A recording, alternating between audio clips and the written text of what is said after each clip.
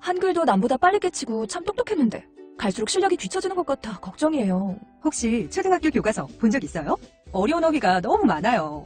학교에서는 어휘 개념을 하나하나 설명해줄 시간이 정말 부족하잖아요. 그럼 어떡하죠? 내 아이의 어휘만큼은 내가 책임져야죠. 어휘 공부의 정성. 초등어휘 3천, 초등어휘 5천. 검색창에 초등어휘 3천을 쳐보세요. 눈에 들어가도 상처 위에 발라도 혹은 아이들이 실수로 먹더라도 괜찮아야 한다는 마음으로 달려왔습니다. 아이부터 어른까지 수아비. 이렇게 좋은 화장품 전 국민과 나누기 위해 수아비스 아이 모델 선발대회를 개최합니다. 아이부터 어른까지 수아비. 아이를 포함한 가족 모두가 참여 가능합니다. 지금 검색창에 수아비스 화장품을 검색하세요. 아이부터 어른까지 수아비. 평생을 수아비스와 함께할 모델 바로 여러분과 여러분의 아이가 될 수 있습니다. 아이부터 어른까지 수아비. 맛있어. 너무 맛있어. 와, 아삭거리는 소리 들려? 와, 진짜 맛있다. 이 김치 어디에서 샀어? 김치 어디서 샀냐면 화 뭐? 무슨 김치라고? 그러니까 어디 김치냐면 바로 뜸들이지 말고 빨리. 도대체 어디 김치야? 화통김치. 화통김치라고. 국내산 재료로 100% 자체 생산하는 화끈하게 통하는 화통김치. 얼른 검색해서 사 먹어. 아, 또 떨어졌어. 너 또 입사 시험 봤어? 아니, 차량용 핸드폰 거치대 말이야. 여러 개 써봤는데 실패 연속이야. 떨어지고 시야 가리고 운전석에서도 멀고. 아휴, 뭐 좋은 거 없을까? 싼 것만 찾으니까 그렇지. 차라리 제대로 된 거 하나 사서 편리하게 쓰는 게 더 낫지. 그런 게 있어? 그럼 있지. 1, 2, 3 할 때 2. 힘 세다 할 때 힘. 2 힘. 투 힘? 2배로 힘이 세다는 건가? 네이버 검색창에 2 힘을 검색해보세요.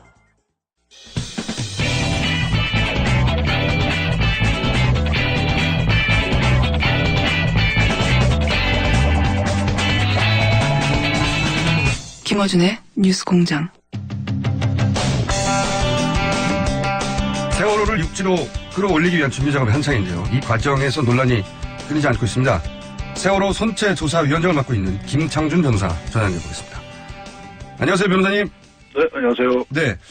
우선 해수부가 이 무게를 줄이기 위해서 배에 천공을 내야 한다. 네. 이런 의견을 냈지 않습니까? 그렇죠. 여기 대해서는 어떻게 평가하십니까? 저희는 하여튼 지금 내일 저녁 자정까지 뻘 작업을 다 해야 되거든요. 네. 그 무게 줄여야 된다는 걸 다 해야 되는데, 해수부 설명은 한 600톤을 줄이지 않으면 모듈 트랜스포터의 용량을 초과해서, 예. 육상 거치하다가 예를 들어서 모듈 트랜스포터가 이렇게 파손된다든가, 네. 이렇게 유통그림을 이렇게 잘못하면 이제 다시 좀 물속 들어갈 수도 있잖아요. 그런 얘기를 하니까, 네.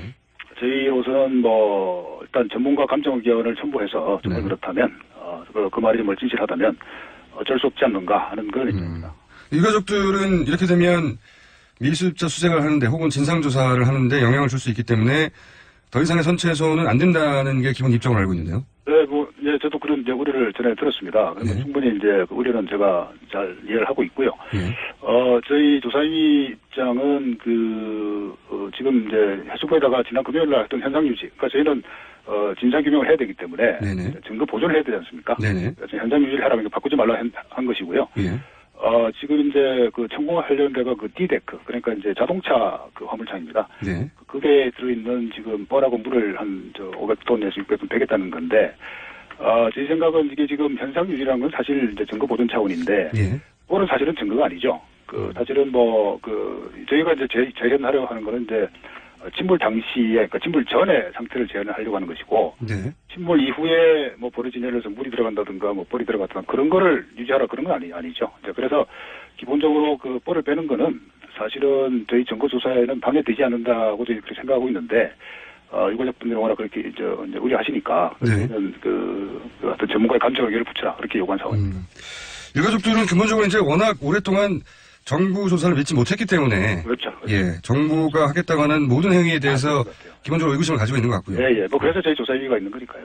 그런데 이제 지금 이 세월호 조사 정확하게는 선체조사위, 네네. 선체조사위의 권한과 해수부의 권한이 어떻게 구분이 되는 건지 도대체 선체조사위가 결정을 하면 해수부가 따라야 되는 건지 아니면 선체조사위는 의견만 내는 것이고 해수부가 최종 결정하는 것인지 여기서부터 그렇죠. 예. 크게 말씀을 드리면, 네. 그러니까 이게 정부와 국회가, 네. 정부는 이제 집행을 하고 이제 국회는 이제 감사를 하지 않습니까? 네. 그렇게 보시면 되는데요. 그러니까 네. 저희는 국회에서 선출한 기관이기 때문에, 물론 대통령이 임명합니다만은 기본적으로 국회 선출직이기 때문에 국회 기능을 대행하신다 보면 되고요. 그러니까 이제 뭐 천공이나 뭐 육상급지 이런 모든 작업은 해수부가 진행을 하는데 예. 저희가 조사위가 그 점에 관해서 이제 점검을 하고 문제가 있으면 지적하고 했을 때 만약에 듣지 않으면 예. 나중에 뭐 징계 요구도 할 수 있고 해서 충분히 뭐 해수부의 어떤 뭐 만약 부당한 행동이 있다면 충분히 견제가 되는 그런 상황이라고 생각합니다. 그러니까 유가족과 해수부의 가운데 있다 이렇게 보시면 되겠네요. 이렇게 보면. 저희는 이 법에 보면 예. 객관적, 중립적, 독립적 지위를 유지한다고 되어 있기 때문에 네네. 어느 편도 아니고 하여튼 뭐 일이 되게끔 하는 그런 조직이라고 보시면 되죠. 그러니까 뭐 어떻게 보면 유가족이 그런 이제 우려를 하신다면 네. 제가 그걸 10분 받아들여서 저희들이 이제 해수부에다가 전달하는 뭐 그런 역할을 합니다. 그렇군요. 그럼 해수부가 예를 들어서 선체조사위가 이렇게 권고하거나 결론을 냈는데 해수부가 따르지 않을 경우는 어떻게 합니까? 저희가 이제 나중에 그 점에 관해서는 뭐 예를 들어서 어제 그저께인가요? 자동차가 일부 이제 반출이 됐지 않습니까? 네네. 그거는 사실은 좀 심각한 위기인데 네. 자동차는 그 뻘과 달리 그 화물이란 말이죠. 예. 그리고 화물은 사실은 저희가 현상 유지를 해달라고 그랬고 지난 금요일 날 공문을 보냈습니다. 예. 그래서 이제 저희한테 아무런 통보 없이 뭐 포크레인이나 뭐 그 차량 예. 반출한 건 사실은 굉장히 좀 심각한 사태고요. 그러니까 해수부가 잠시만 이 일을 물으신 분들이 있어서 네. 해수부가 선미의 이제 램프를 통해서 약간 삐져나왔던 차량을 네. 선체조사위에 통보하지 않고 통보하기로 되어 있는데 그렇죠. 화물을 빼냈다. 이런 일이 벌어진 거죠? 그렇죠. 예. 거기에 대해서는 그러면 선체조사위에서는 어떤 제재를 가할 수가 있습니까, 해수부에? 법상 이렇게 돼 있죠. 그러니까 고의적인 그 조사 방해는 네. 형사처벌 대상입니다. 그렇군요. 그러니까 뭐 이제 문제는 고의적인 어떤 조사 방해나 하는 그런 측면인데 예. 그거는 사실 뭐 제가 해수부 말을 좀 설명 우선 들어봐야 되니까 제가 무슨 뭐 고발하겠다 이렇게 말하는 건 너무나 시기상조고요. 예. 오늘 제가 그 해수부 그 수습본부를 찾아서 왜 그런 일이 이제 발생했는지 일단 들어보고 예. 저희가 뭐 문제가 있다면 지적하는 것이죠. 그렇군요.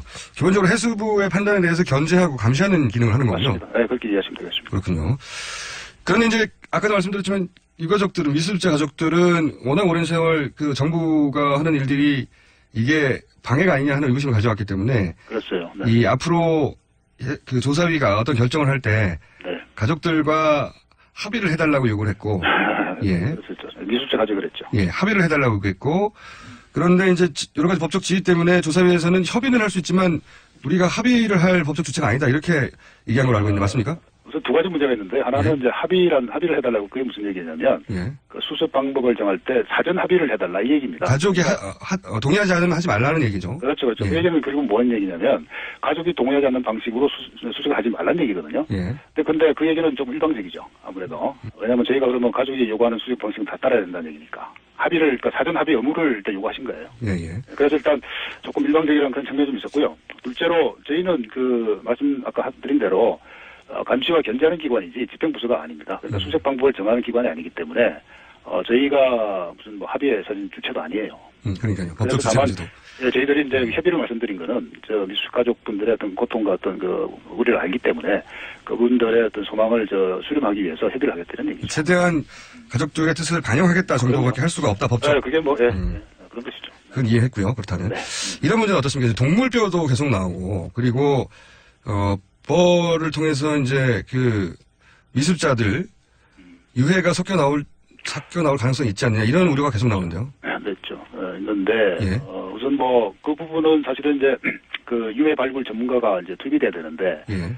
지금 해수부는 이제 국가수가 그런 기능을 한다고 하는데 국가수는 사실 뭐가 발견되면 그것이 무엇인가를 식별할 수는 있겠지만 사전에 유해 발굴할 때 조심스럽게 이렇게 발굴하는 것 자체, 발굴을 기술적으로 하는 건 사실은 전문가가 아니거든요. 네네. 그래서 이제 제가 듣기로는 뭐 국군 유해 발굴단, 그죠? 전쟁 군인들, 예. 거기에 협조 요청을 했는데 제가 자세한 건 모릅니다만 하여튼 국방부에서 일단 협조하기 어렵다 이런 입장을 비롯한 걸 들었고요.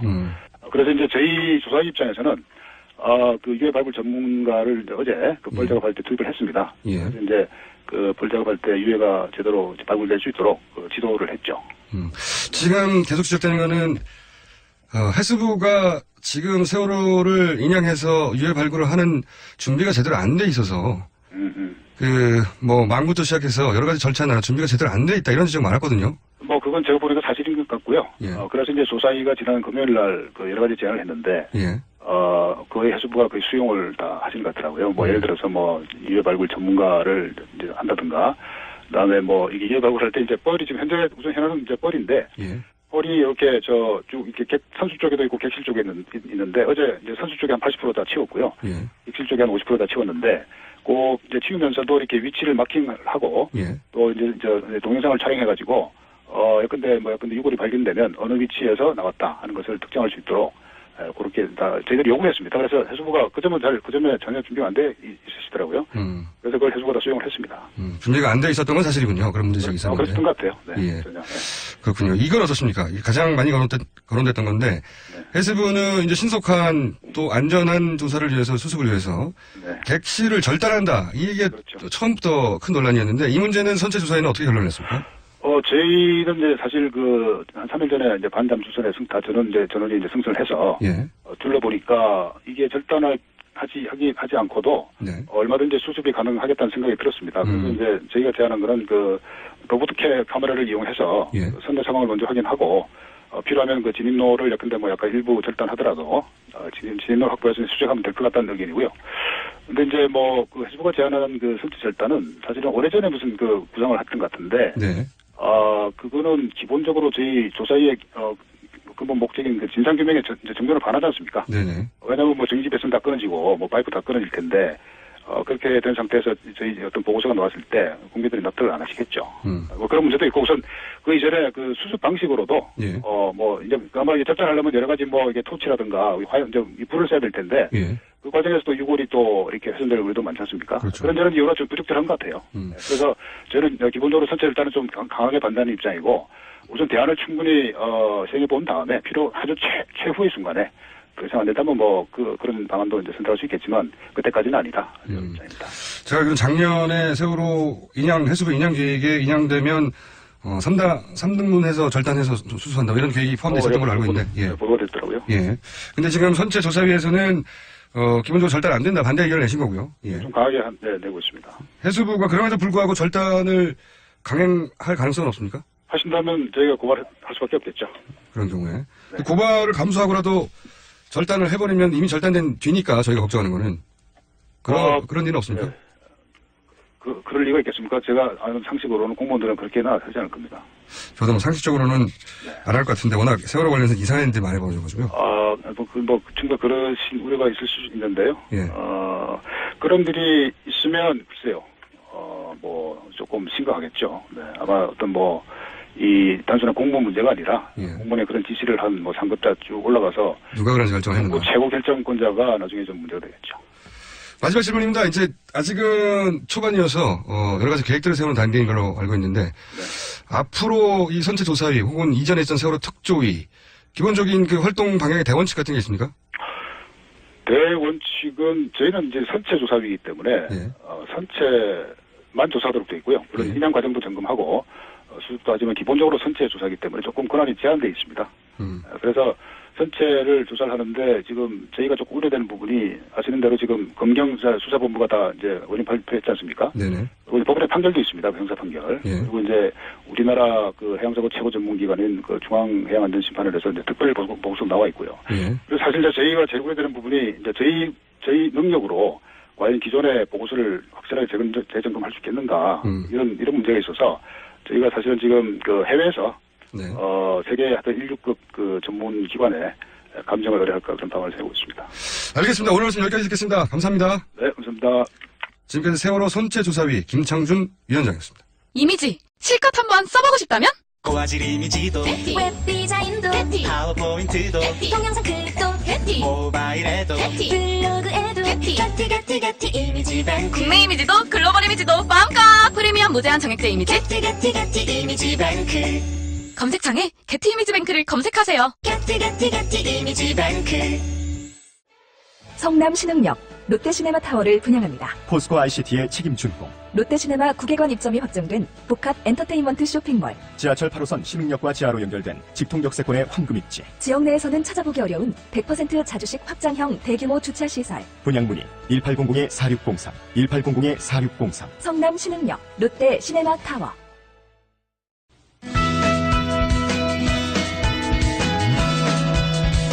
황교안 대통령 권한 대행이 공석이 된 방통위 상임위원을 박근혜 전 대통령 비서관으로 일했던 친박 인사를 내정해 논란이 되고 있습니다. 국회 미방위에 미방위 소속으로 활동하고 있는 정의당 추혜선 의원 전화 연결해 보겠습니다. 안녕하세요, 의원님. 네, 안녕하세요. 우선 방통위 구성을 좀 설명해 주십시오.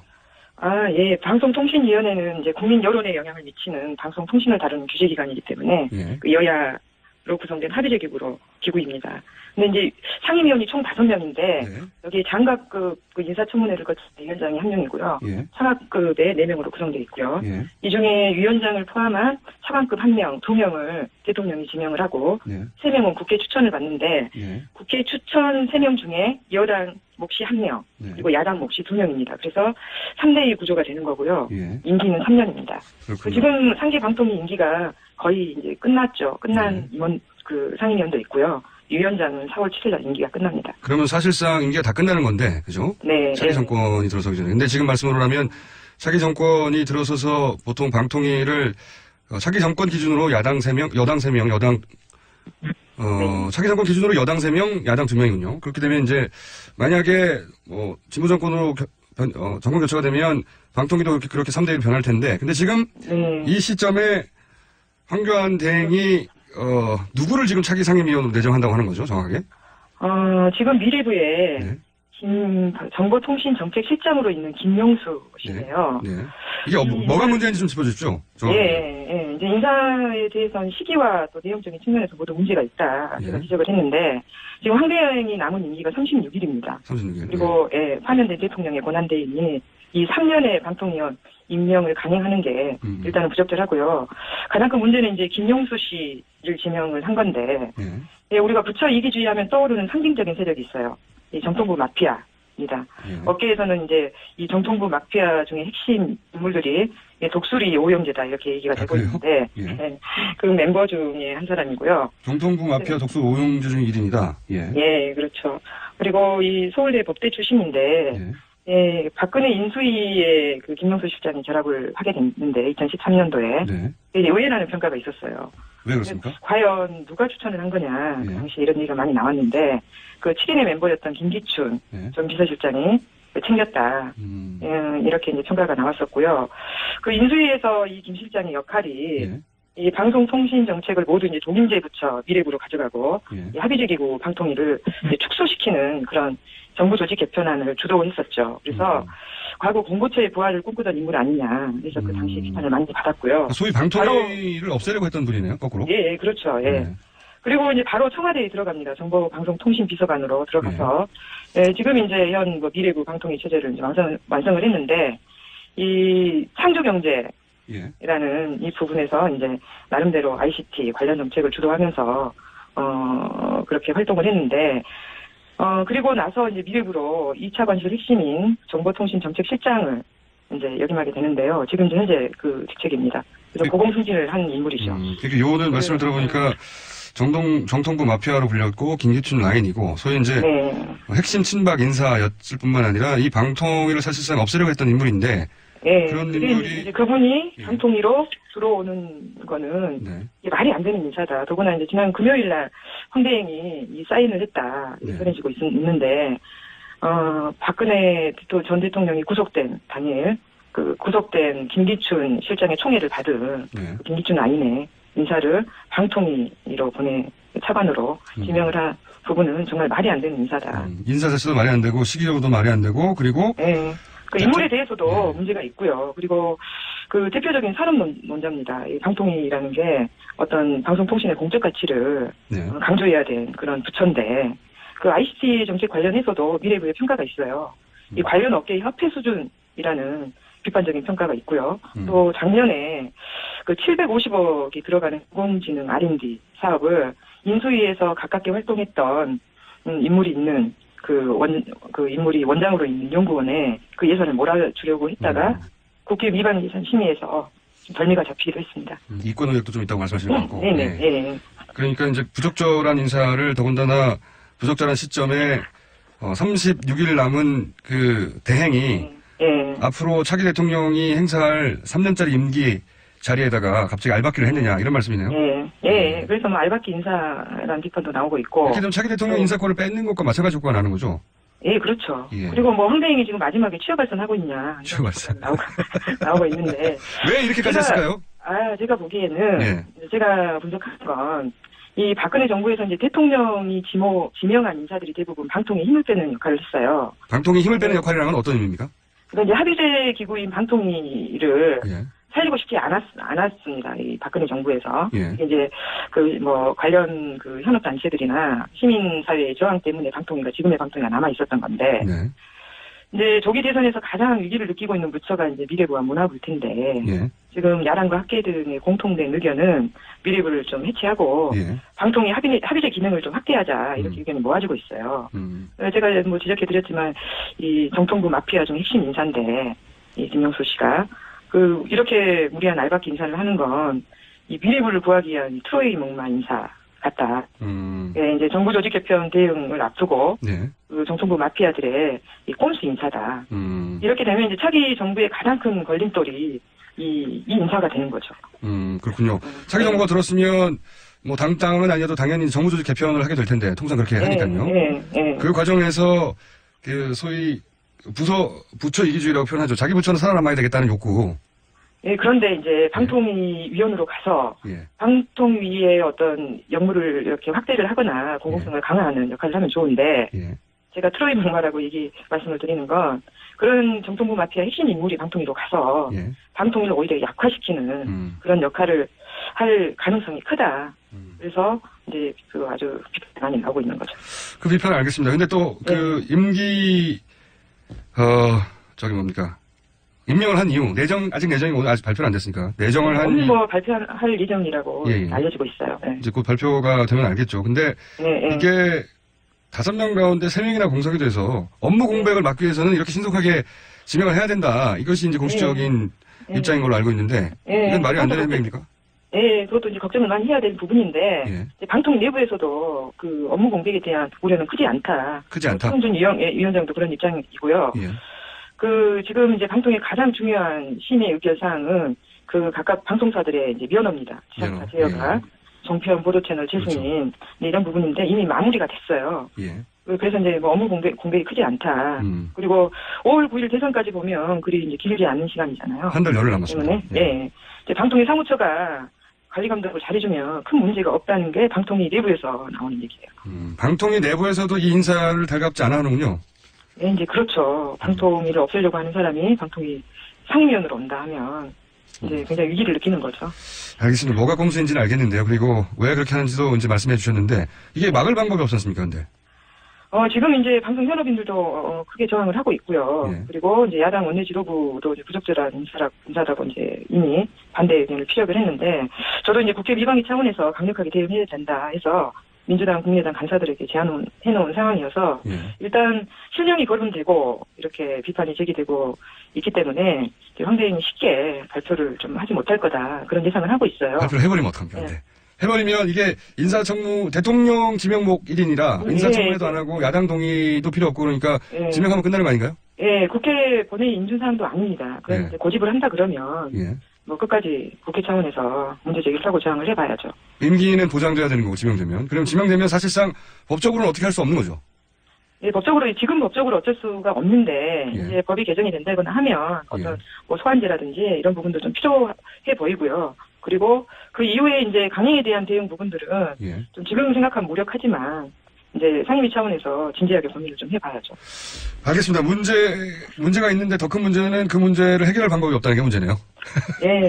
얘기를 듣다 보니까. 현실적으로 한계가 좀 있긴 문제가 뭔지는 정확히 알겠고요.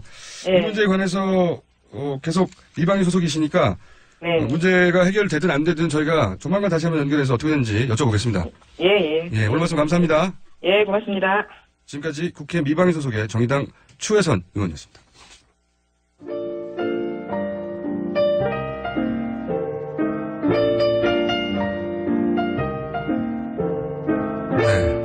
불친절한 AS. 대보가 하나 왔습니다. 새누리 이정현 전 대표 열흘 전쯤 길에서 봤습니다. 네. 정확하게 어디서 봤는지, 몇 시에 봤는지 저한테 알려주셔야죠. 어떤, 일을 하고 있었는지 자세히 좀 알려주십시오. 자. 그리고 4월 12일인 국회의원 보궐선거가 있답니다. 그렇군요. 있군요. 경북 상주 군위 의성 총성지역구에 대선 때문에 워낙 관심을 받지 못하고 있는데 특히 민심의 바로미터가 될 중요한 재보궐선거라며 문자를 보내주셨습니다. 그렇군요. 자, 이런 건의가 많습니다. 월요일은 뭘 하시고 오시길래 목소리에 이렇게 힘이 없냐고, 주말에 뭘 했냐고, 시사요정이라는 저희 멘트는 도저히 듣고 있을 수가 없다고, 시사 바야바나 시사 요괴 뭐 이런 걸로 해달라고, 시사 고기 시사 정육이는 어떻습니까? 자, 뉴스공장이 너무 짧습니다. 5시간 듣고 싶어요 하시는 분들도 있는데, 네, 3일치 연속으로 들으십시오. 자, 여기까지 하겠습니다.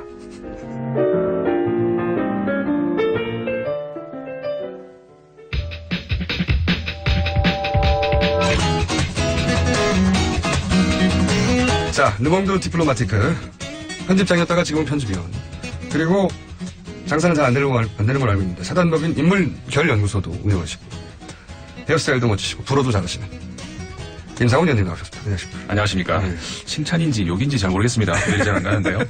동시에 던지는 거예요, 동시에. 네. 아니, 근데 앞에 말씀하신 분, 5시간 듣고 싶다는 분, 네. 동의합니다. 5시간요? 제, 방송 안 할 때 이제 밖에서 들을 때 네. 너무 재밌어요. 그래서 계속 듣고 싶은데 벌써 끝났나.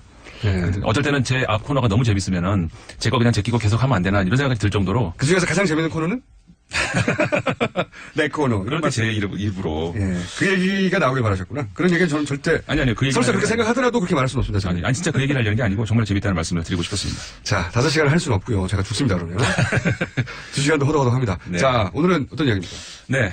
우리 시민혁명이라고 거의 이제 부를 수 있을 정도로 작년 말부터 올해 초까지 정말 시민들이 큰일 하지 않았습니까?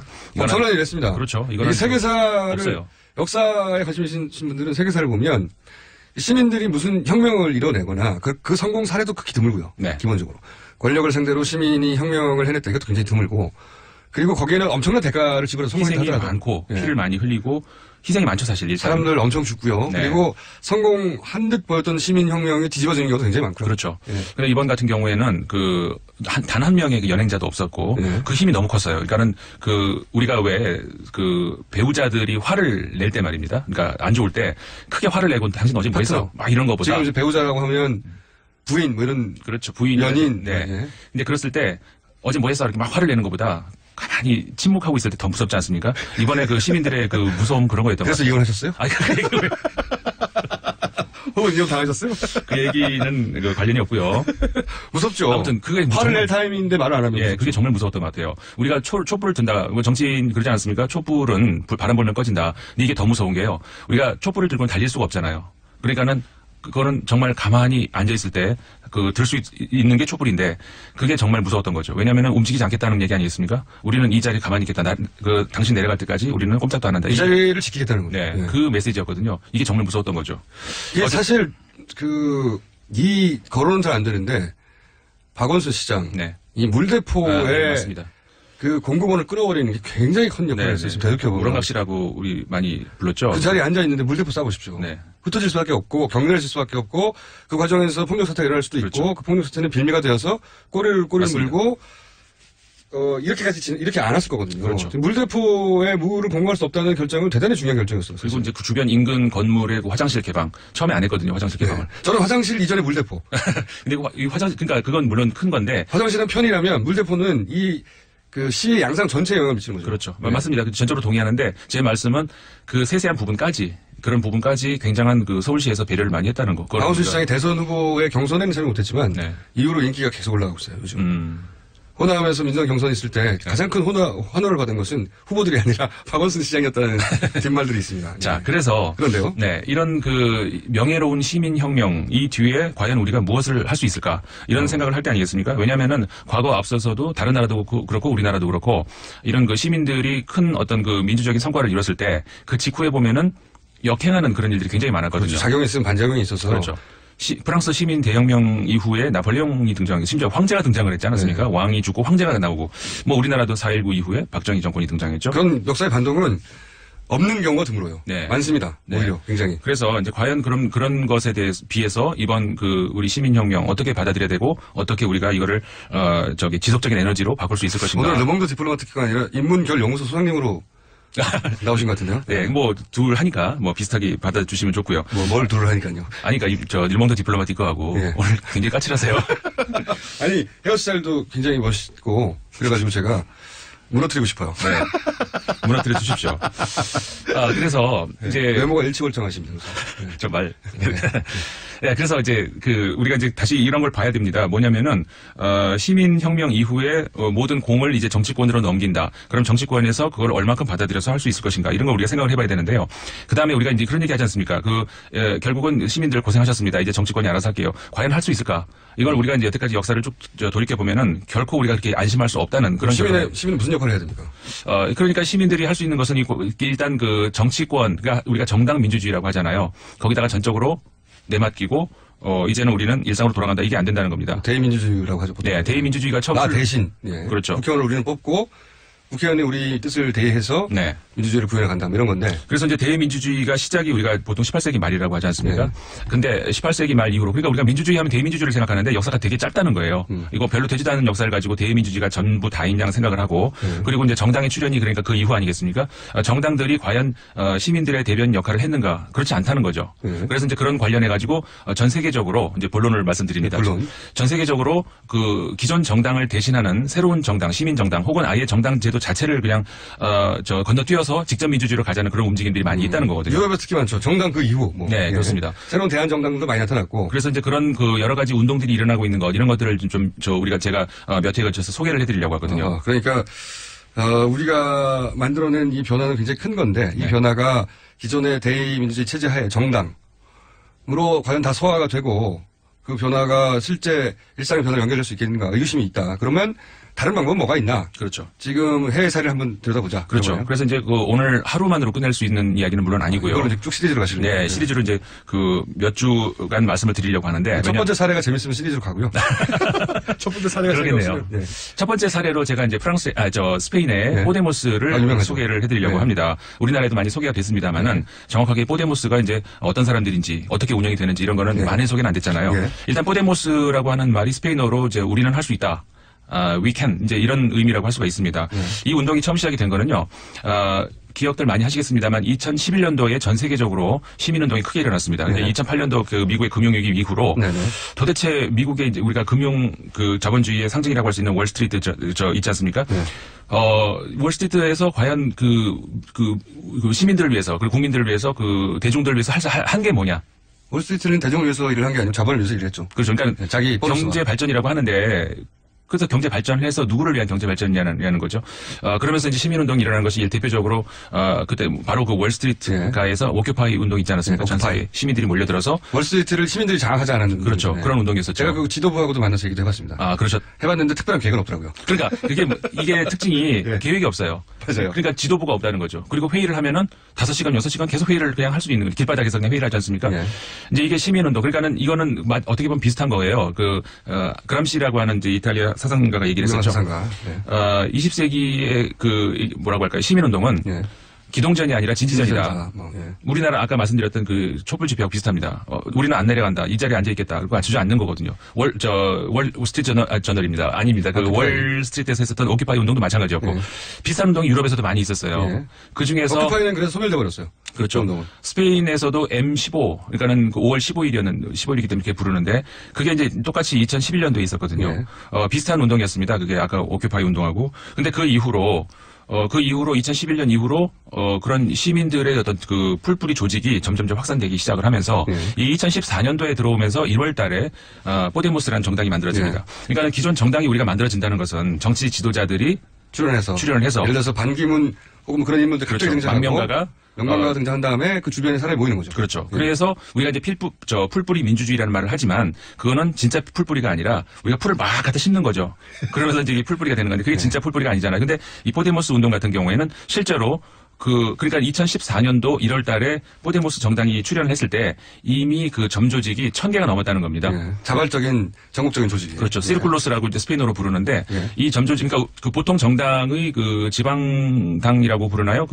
이런 거하고 이제 성격이 다른 거예요. 네. 그러니까 중앙당에서 만든 게 아니고 네, 그렇죠. 저절로 만들어진 다음에 그게 모여서 정당이 돼버린 거죠. 그렇죠. 네. 그래서 이제 이 시르쿨로스라고 하는 우리말로 그러니까 영화의 서클에 해당되는 건데 그 조직은 그러니까는 앞서서 오큐파이 혹은 그 스페인에 있었던 M15 그 조직들하고 비슷하지만 차이점이 있다면은 우리는 집권을 해야 되겠다라는 목표를 가지고 한다는 거죠. 그러니까 아까 우리 말씀 나눴습니다만 회의를 5시간 동안 그리고 뭐에 대한 회의인지 결정하지 않고 그렇게 하는 것이 아니고 회의를 짧고 그다음에 무엇에 대해서 이야기를 한다. 이런 것들이 더 명확해지면서 한마디로 말해서 집권을 하기 위한 그런 준비를 시작했다는 거죠. 이게 2014년도 들어서면서 놀라운 힘을 발휘하면서 네. 불과 몇 달 만에 돌풍을 일으킵니다. 네. 그렇습니다. 그래서 정당 당원 수가 급격하게 늘어나요. 네. 근데 보통 우리 또 기존의 정당 하면은 당원 수가 그리 많지 않잖아요. 진성 당원은. 의원님? 네. 괜찮네요. 다음 주에도 계속 하는 것으로 시간이 다 됐습니다. 예, 알겠습니다. 사례예요. 그렇죠. 이게 주로 사례들이 많습니다. 해외에서 성공한 사례에 대해서 얘기를 해볼까 하고요. 오늘 여기까지 해야 될 것 같습니다. 르몽드 디플로마티크 임상훈 위원이었습니다. 감사합니다. 네, 감사합니다. 네, 저는 김어준입니다. 내일 다시 뵙겠습니다. 안녕.